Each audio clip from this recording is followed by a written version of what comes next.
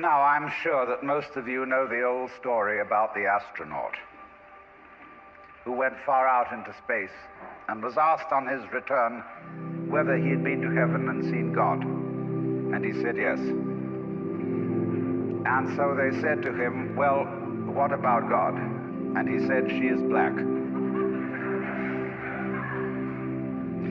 And although this is a very well-known and well-worn story, it is very profound. If you are intelligent and reasonable, you cannot be the product of a mechanical and meaningless universe. Figs do not grow on thistles. Grapes do not grow on thorns.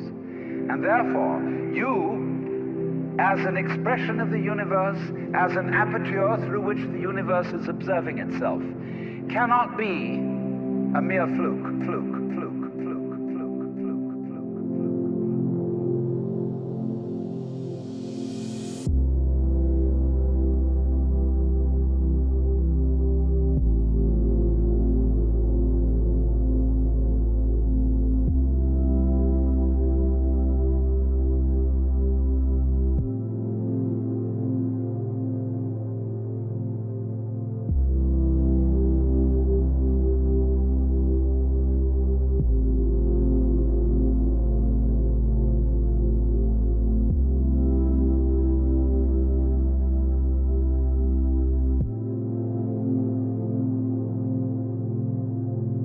Citizens don't take psychedelics because it's illegal. Neither do marionettes.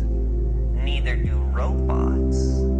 None of these well-behaved and mechanistic reductionist images of humanity take psychedelics because it's misbehaving.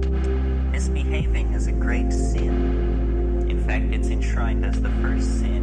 Regard that the psychedelic issue was there in Eden, and somebody misbehaved, and then they got tossed out forever, and their children's children into the chaos of history. It's interesting to read in Genesis why this was. It was because they will become as we are, says Yahweh. They will become as we are if they eat of the fruit of the tree of knowledge. I suggest to you that this is precisely what we should seek to do. We empower our experience by insisting on our authenticity.